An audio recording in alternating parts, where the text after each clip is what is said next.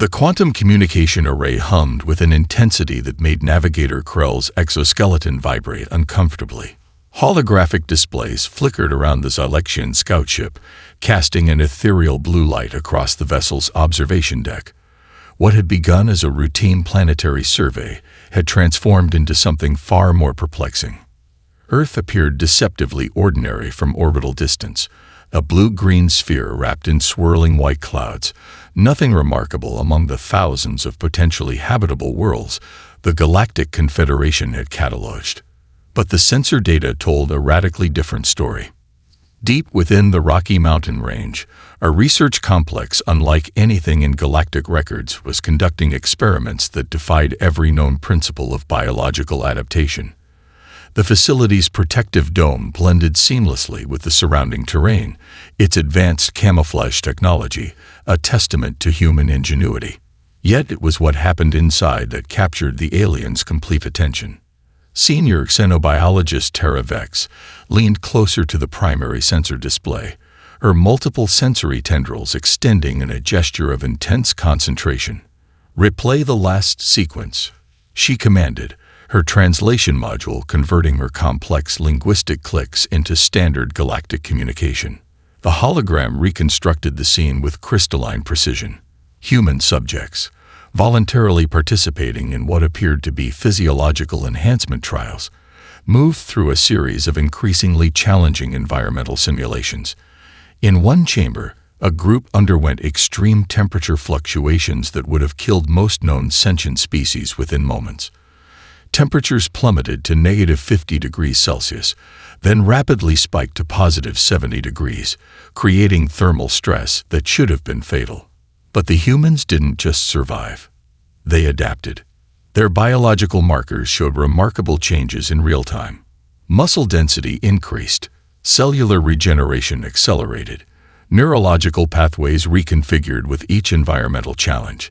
It was as if their bodies were learning, growing, evolving with deliberate intention. "This is impossible," muttered Krell, his translation module barely capturing the mixture of awe and terror in his voice. The Zylexian navigator had surveyed thousands of worlds, encountered hundreds of sentient species, but nothing prepared him for this. In another section of the complex, a group of researchers monitored subjects undergoing what could only be described as controlled trauma protocols. Participants voluntarily submitted to physical challenges that would have been considered torture by any other species. Bone density measurements, muscle fiber elasticity, neural plasticity. Each metric was carefully tracked, each data point a piece of a larger puzzle. A particularly striking sequence caught Tara Vex's attention. A human subject, mid-30s, athletic build, stood in a chamber designed to simulate extreme gravitational stress. The environment cycled through gravity variations that would have crushed most biological organisms. At 5G, most species would experience total systemic failure. At 10G, cellular death would be instantaneous. This human maintained cognitive function and physical stability at 15G. Impossible. Tara repeated the word, though her translator rendered it with a different emotional nuance. Part scientific disbelief, part emerging respect. The ship's quantum communication system began compiling a preliminary report. Each data packet represented a challenge to everything the Galactic Confederation understood about biological adaptation. These humans weren't just surviving environmental challenges. They were deliberately creating those challenges as a method of improvement. Krell's communication officer interrupted the observation. "Commander, we're detecting preparation for another trial sequence." Recommendation.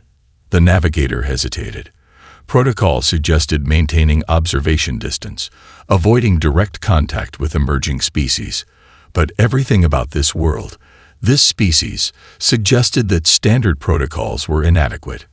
"Continue full sensor tracking," Krell finally responded, "and prepare a preliminary xenobiological report. We need to inform the Confederation immediately." As the holographic displays continued to track the human research facility, something became increasingly clear. Humanity represented something entirely new in the galactic landscape. They weren't just another species to be cataloged and forgotten. They were architects of their own biological potential, turning what other civilizations would consider limitation into an opportunity for growth. The universe, it seemed, was about to be surprised. Dr. Elena Rodriguez adjusted the holographic display, her fingers dancing across a complex grid of biological data. The research facility hummed with a quiet intensity, a testament to humanity's relentless pursuit of understanding its own potential. Outside the reinforced windows, the Rocky Mountain landscape stood silent, unaware of the revolutionary work happening within these walls. The current enhancement protocol represented years of cumulative research, a carefully constructed approach to human physiological adaptation that defied conventional scientific understanding. Each participant was more than a subject. They were a pioneer, voluntarily pushing the boundaries of human capability. Marcus Chen stood in the primary observation chamber, his body wired with hundreds of biosensors. A former special operations soldier turned research volunteer, he embodied the perfect intersection of physical conditioning and scientific curiosity. The chamber around him was a marvel of engineering, capable of simulating extreme environmental conditions with microscopic precision. Initiating stress response sequence, announced the lead technician. Her voice was calm, professional, a stark contrast to the extraordinary events about to unfold. The chamber began to transform. Atmospheric pressure dropped rapidly, simulating high-altitude conditions that would typically cause immediate physiological distress. Most humans would experience altitude sickness, with potential lung and brain complications. But Marcus remained perfectly still, his breathing steady, his neural responses being captured in real time by an array of advanced monitoring systems. Simultaneously, temperature fluctuations began. Cold and heat cycled with calculated intensity, pushing the human body's thermal regulation to its absolute limits. Where other organisms would break down, Marcus's body began to show something extraordinary. Cellular mitochondria ramped up energy production, creating localized heat zones. His skin's dermal layer adjusted its permeability, managing heat exchange with unprecedented efficiency. Dr. Rodriguez watched the data stream with growing excitement. This wasn't just adaptation, it was deliberate, controlled evolution. Muscle fiber analysis, she called out. Show me cellular response in real time. The holographic display zoomed into Marcus's muscular structure. Normal human muscle tissue would show signs of stress, potential microtears, and inflammation. Instead, the display revealed something revolutionary. Each stress event triggered immediate cellular repair mechanisms. Muscle fibers didn't just heal, they restructured, becoming denser, more resilient. Neurological mapping, the second technician announced. Synaptic reconfiguration detected. The brain scans were equally remarkable. Under extreme stress, most organisms would experience cognitive decline. Marcus's neural pathways were creating new connections, expanding cognitive flexibility in real time. It was as if the brain was learning from each challenge, immediately integrating the experience into its operational framework. A communication alert interrupted the session. The quantum monitoring system, originally designed to track potential alien communications, had detected something unusual. Zylexian observation protocols were actively tracking the research facility. Dr. Rodriguez allowed herself a small smile. Let them watch and wonder. The chamber's next phase began. A combined stress test that would have been impossible with traditional human physiology. Gravitational variance, electromagnetic field disruption, and biochemical challenge all converged simultaneously. It was a scenario designed to push human adaptation to its absolute limit. Marcus's body responded like a living, learning system. Cellular structures realigned.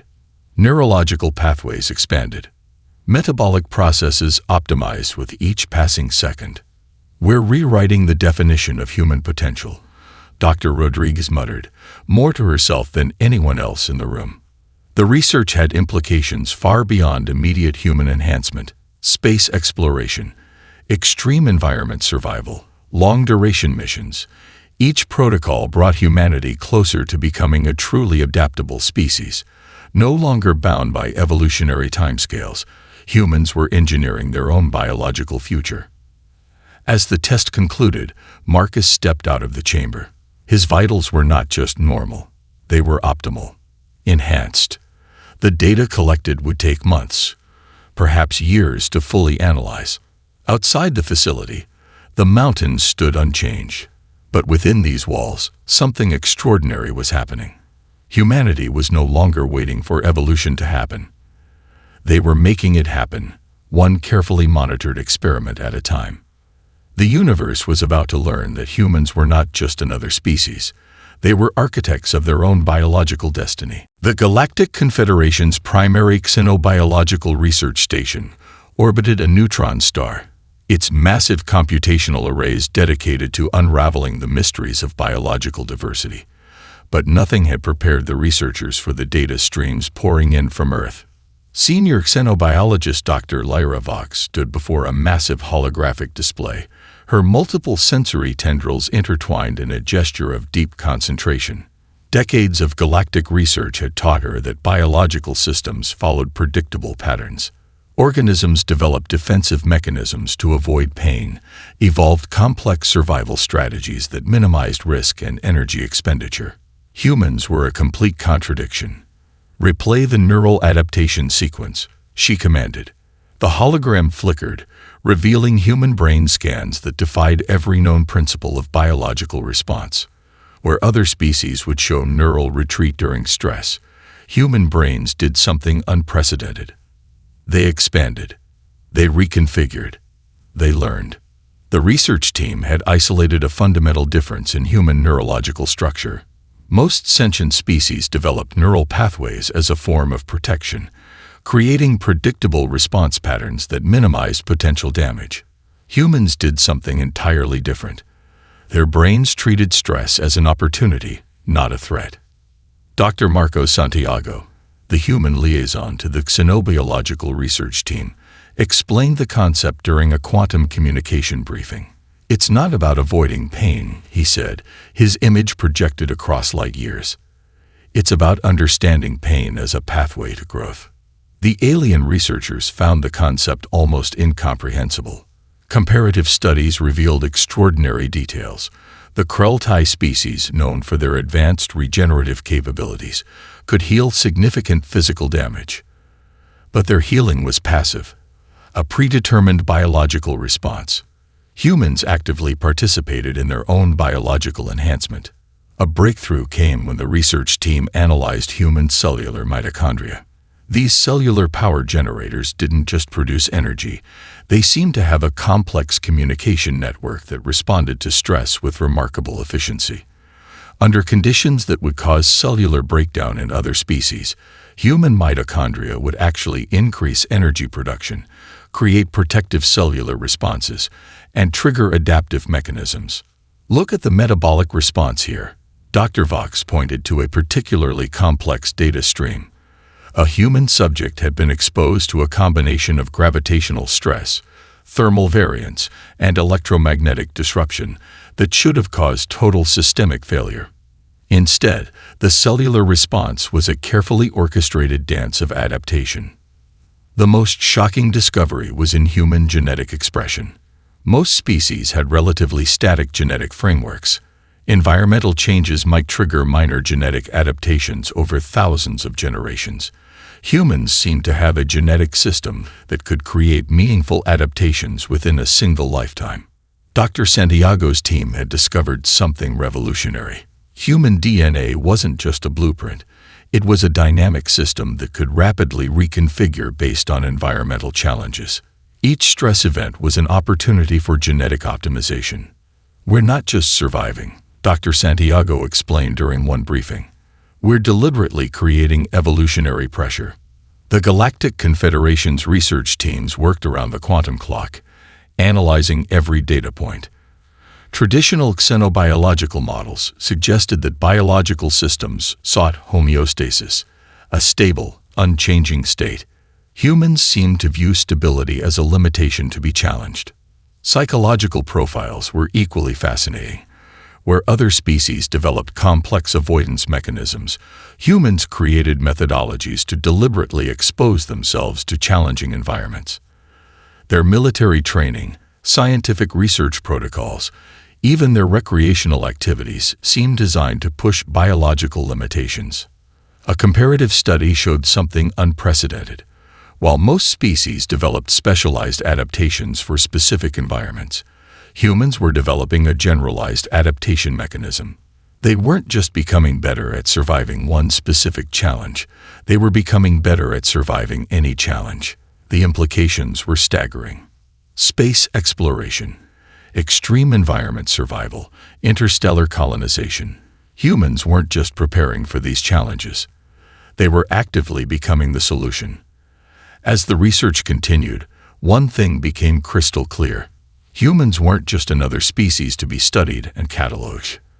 They represented something entirely new in the galactic landscape, a living, breathing, self-optimizing system that viewed limitation as nothing more than a temporary condition. The universe was about to meet its most unexpected evolutionary experiment.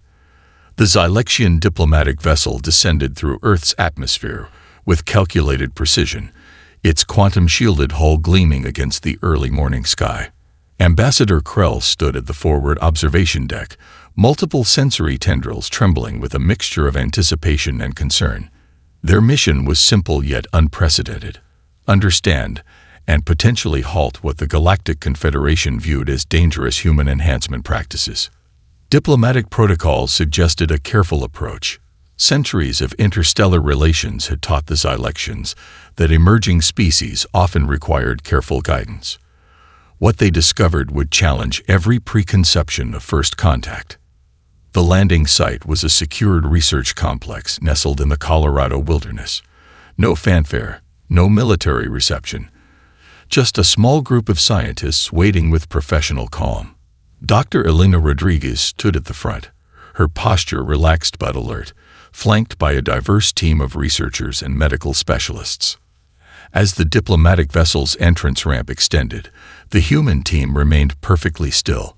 No signs of aggression, no visible weapons, just pure scientific curiosity. Ambassador Krell's translation module struggled to capture the nuanced communication. Zylexian diplomatic language was built on layers of hierarchical deference. Human communication seemed frustratingly direct, almost disarmingly simple. "Welcome to Earth," Dr. Rodriguez said, her voice calm and professional. "We understand you have questions about our enhancement research." The Zylexian delegation had prepared extensive arguments. They expected to find a species engaging in dangerous, unethical self-modification. Instead, they encountered a meticulously organized research approach that defied their worst fears. Dr. Marcus Chen stepped forward, carrying a comprehensive data presentation. Unlike traditional diplomatic exchanges, the humans seemed eager to share their research in exhaustive detail. Each enhancement protocol was documented with scientific precision, full ethical review boards, comprehensive volunteer screening, extensive medical monitoring. "Our research isn't about creating weapons," Dr. Chen explained, projecting holographic data that showed the breadth of human enhancement research. "It's about understanding human potential. Medical applications, space exploration, extreme environment survival. These are our primary goals." The Zylexian team found themselves overwhelmed. Traditional diplomatic encounters involved careful information control, strategic revelations. Humans were doing the exact opposite, opening their entire research methodology for scrutiny. Ambassador Krell reviewed the medical ethics documentation. Volunteer participants underwent extensive psychological evaluations. No coercion, complete transparency. Participants could withdraw at any moment. Each enhancement protocol had multiple safety checkpoints. More shocking was the research's broader context. Human enhancement wasn't about creating superior individuals. It was about collective human potential. Medical breakthroughs developed through these protocols could help treat genetic disorders, improve recovery from traumatic injuries, extend human capabilities in challenging environments. A breakthrough moment came when Dr. Rodriguez described their philosophical approach. "We don't see human limitations as fixed," she explained. "Every challenge is an opportunity for growth, not just for an individual, but for our entire species." The Zylexian team struggled to comprehend this perspective. Most galactic species viewed biological constraints as immutable. Humans saw them as temporary obstacles to be understood and overcome. Diplomatic reports would later describe this encounter as unprecedented. No attempts at technological intimidation. No strategic information withholding. Just pure, unfiltered scientific transparency. As the discussions continued, the Zylexian delegation realized something profound. Humanity wasn't a species to be controlled or guided. They were active participants in their own evolutionary journey, approaching biological potential with a combination of scientific rigor and philosophical optimism. Ambassador Krell's final report to the Galactic Confederation would be surprisingly simple. Humans were not a threat to be contained. They were a remarkable experiment in deliberate, ethical self-optimization. The universe was about to get much more interesting. The Thracian Imperium had conquered hundreds of star systems. Their military doctrine was built on overwhelming technological superiority and biological standardization. Every soldier was a perfect, genetically engineered clone, trained from birth for a single purpose: total galactic dominance. They viewed the human colonies on Epsilon Eridani IV as nothing more than an easy target. Commander Zara Lynn stood on the bridge of the human defensive station, her enhanced neural interface processing tactical information at speeds that would have overwhelmed a standard biological system. The early warning systems detected the Thracian fleet emerging from subspace, 27 capital ships, accompanied by hundreds of smaller assault craft. Intelligence reports suggested the human colony was critically undermanned. 12,000 colonists. 3 defensive platforms. Minimal heavy weaponry. The Thracian fleet commander, Grand Strategist Vorlik, opened communication channels with predictable arrogance. "Surrender is advised. Resistance will result in total systemic elimination." What followed would become known throughout the galaxy as the Epsilon Miracle. The human response came not through words, but action. As the Thracian fleet approached, the colony's landscape began to shift. What appeared to be standard terraforming infrastructure transformed into a complex defensive network. Geological enhancement protocols, developed through years of extreme environment research, allowed the colonists to literally reshape their environment. Mountain ranges became defensive positions. Geological formations redirected energy signatures. The very terrain became a weapon. Individual colonists demonstrated capabilities that defied traditional military understanding. Where standard military doctrine demanded uniform responses, each human soldier adapted independently. Neural enhancement protocols allowed instantaneous tactical reconfiguration. A single human could process and respond to multiple threat vectors simultaneously. The first wave of Thracian assault shuttles encountered something unexpected. The planet's atmospheric composition began to change subtly. Molecular dispersal systems, originally developed for atmospheric research, created localized environmental conditions that disrupted Thracian technological systems. Vorlik watched in disbelief as his perfectly engineered assault force encountered total systemic failure. Weapon systems malfunctioned. Communication networks collapsed. The very environment seemed to be fighting against them. Ground combat was equally surprising. Thracian soldiers, bred for specific gravitational and atmospheric conditions, found themselves completely outmatched. Human defenders used personalized enhancement protocols that allowed instant adaptation to changing combat environments. A squad of 6 human defenders held a critical mountain pass against an assault force of 50 Thracian elite troops. Traditional military analysis would have predicted total human elimination within minutes. Instead, the humans used the terrain, their enhanced physiological capabilities, and real-time tactical reconfiguration to turn the mountain into an impenetrable fortress. Dr. Elena Rodriguez, watching from the research facility on Earth, noted something extraordinary in the combat data. The humans weren't just fighting. They were learning. Each encounter provided immediate biological and tactical feedback. Their bodies and neural systems were optimizing in real time. The Thracian fleet's sophisticated tracking systems registered something impossible. The human defenders weren't just surviving, they were becoming more effective with each moment of conflict. Biological adaptation was happening at an accelerated rate that defied all known scientific understanding. 12 hours into the conflict, the Thracian fleet began a full retreat. Grand Strategist Vorlek's final communication was a mixture of confusion and grudging respect. "What manner of species are you?" he transmitted. The human response was simple and direct. "We're always improving." Galactic military analysts would spend years studying the Epsilon engagement. The Thracian Imperium's perfect, standardized military system had been defeated by a small human colony that treated conflict as another form of research and adaptation. The universe was learning that humanity's greatest weapon wasn't technology. It was the ability to transform every challenge into an opportunity for growth. The Galactic Psychological Research Consortium had studied sentient species for millennia. They had cataloged thousands of mental adaptation strategies, developed comprehensive models of cognitive resilience, but nothing prepared them for human psychological complexity. Dr. Sophia Rice stood before a holographic display of neural mapping, her fingers tracing intricate pathways that seemed to defy traditional understanding of cognitive function. The research facility hummed with a quiet intensity, a testament to humanity's relentless pursuit of mental optimization. Comparative studies revealed something extraordinary. Most sentient species developed psychological defense mechanisms that minimized exposure to stress. Humans did something entirely different. They sought out psychological challenges as a method of growth. The consortium's initial research focused on human military and exploration personnel.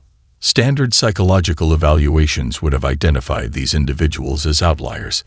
Extended isolation missions, extreme environment training, deliberate exposure to challenging psychological scenarios. But these weren't outliers. They were a systematic approach to human potential. Dr. Marcus Chen, leading the psychological adaptation research, explained the core principle. "We don't view stress as something to be avoided," he said during a quantum communication briefing. "We see it as a tool for personal and collective growth." The research uncovered a fundamental difference in human cognitive processing. Where other species developed rigid mental frameworks, humans created adaptive cognitive systems. Each psychological challenge became an opportunity for neural reconfiguration. Experimental protocols pushed the boundaries of understanding. Participants voluntarily submitted to complex psychological challenges that would have caused total mental breakdown in other species. Isolation scenarios, sensory deprivation, extreme environmental stress. But humans didn't just survive these challenges, they evolved through them. Neurological scans showed something unprecedented. During intense psychological stress, human brains didn't retreat or create defensive barriers. They expanded.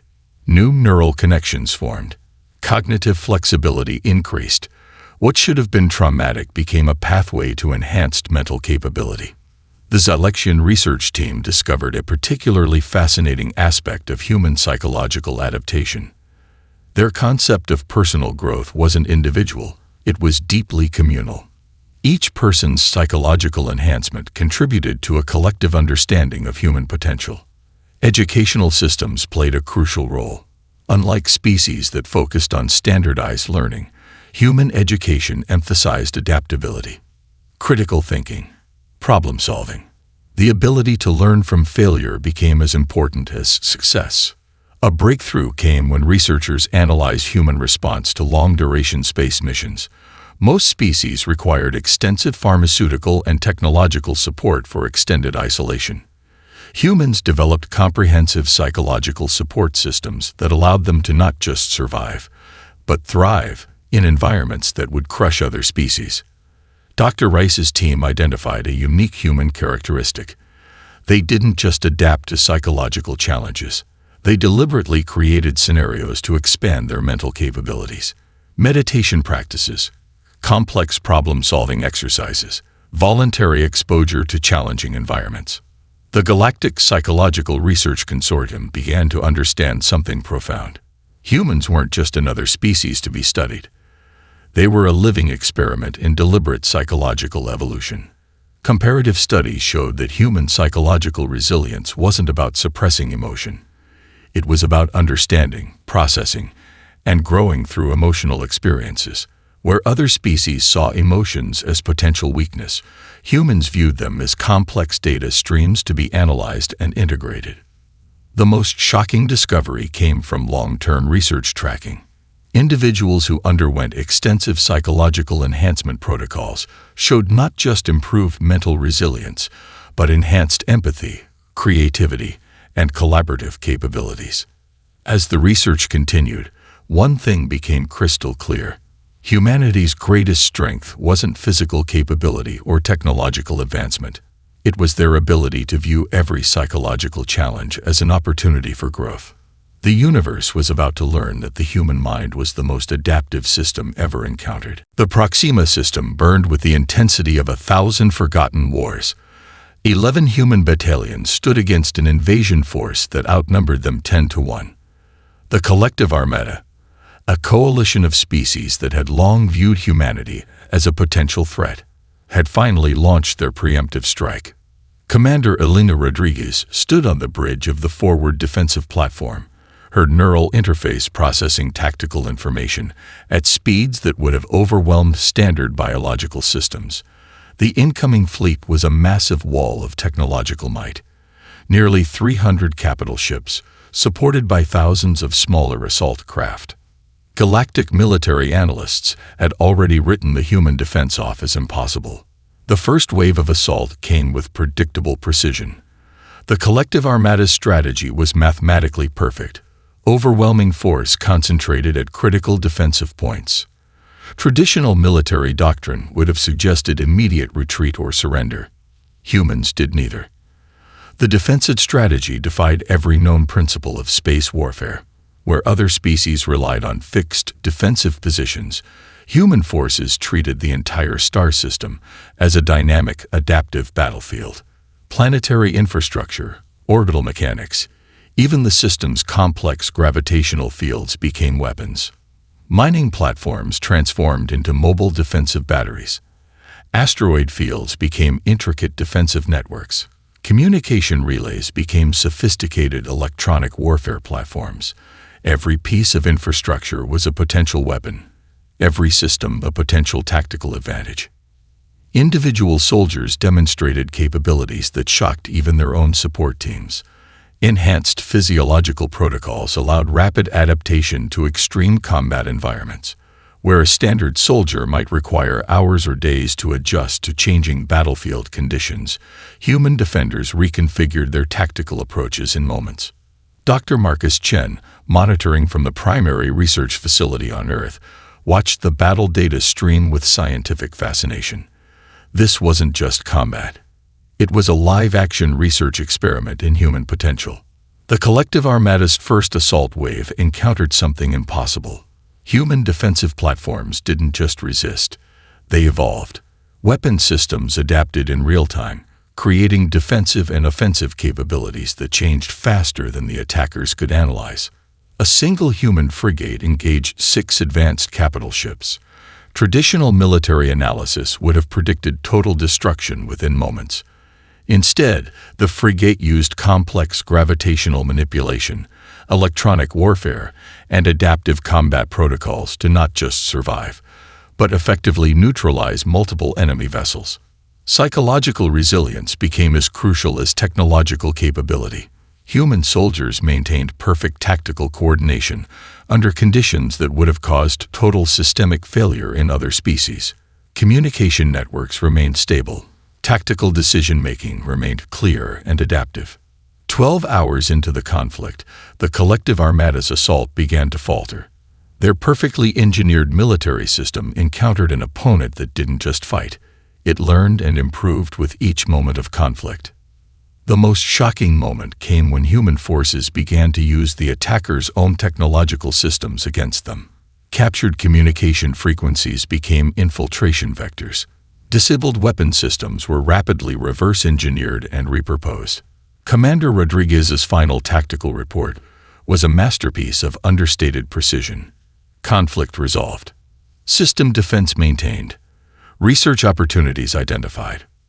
Galactic military historians would spend decades studying the Proxima campaign. A small human force had not just defended against an overwhelming invasion. They had turned the entire conflict into a comprehensive research opportunity.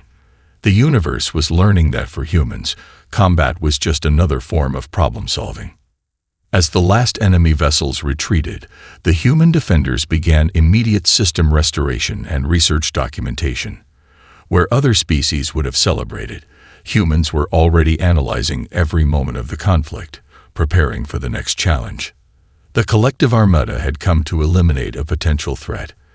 They left with the profound understanding that humanity was something entirely new in the galactic landscape, a species that transformed every challenge into an opportunity for growth. The Galactic Confederation's Central Archive Chamber fell silent as the comprehensive report on human development was presented. Holographic displays flickered with decades of research, decades of observation, decades of gradually dawning understanding. Humanity was not just another species to be cataloged. Dr. Elena Rodriguez, now leading the Interstellar Human Potential Research Initiative, stood before the assembled representatives of galactic civilizations. Her presentation wasn't a show of military might or technological superiority. It was an invitation to understand a fundamentally different approach to existence. "We are not exceptional because we are stronger," she explained, her voice calm and precise. "We are exceptional because we view limitation as a temporary condition." The research compiled over decades told a story unlike any in galactic history, where other species developed specialized adaptations for specific environments. Humans had created a generalized adaptation mechanism. They didn't just survive in challenging conditions, they deliberately sought them out as opportunities for growth. Xenobiological studies revealed something profound. Human DNA wasn't a static blueprint, but a dynamic system of continuous optimization. Each challenge, each stress event, became an opportunity for deliberate evolution. Not over thousands of generations, but within a single lifetime. The Zylexian research team, which had first encountered humans decades earlier, presented their final comprehensive analysis. Human enhancement wasn't about creating superior individuals. It was a collective approach to species-wide potential. Medical breakthroughs, space exploration technologies, extreme environment survival strategies, all emerged from this fundamental philosophy of deliberate growth. Psychological research showed an equally remarkable characteristic. Where most species developed rigid mental frameworks, humans created adaptive cognitive systems. Stress wasn't something to be avoided. It was a tool for personal and collective development. The Proxima campaign had become a turning point in galactic understanding. A small human force had not just defended against an overwhelming invasion, they had transformed the entire conflict into a comprehensive research opportunity. Military strategists were still trying to understand how a numerically inferior force could demonstrate such comprehensive adaptive capabilities. Dr. Marcus Chen, presenting the psychological adaptation research, explained the core principle. "We don't see challenges as threats," he said. "We see them as data points in our continuous improvement." Exploration vessels equipped with human enhancement protocols were rewriting the understanding of interstellar travel. Where other species required extensive technological support for long-duration missions, humans developed comprehensive biological and psychological support systems that allowed them to thrive in environments that would crush other civilizations. The most shocking revelation came from collaborative research initiatives. Human scientific approach wasn't about individual achievement. It was deeply communal. Each person's enhancement contributed to a collective understanding of potential. Educational systems, research protocols, even cultural practices emphasized adaptability, critical thinking, and the ability to learn from failure. Representatives from various galactic civilizations struggled to comprehend this approach. Most species viewed biological and psychological constraints as fixed. Humans saw them as challenges to be understood and overcome.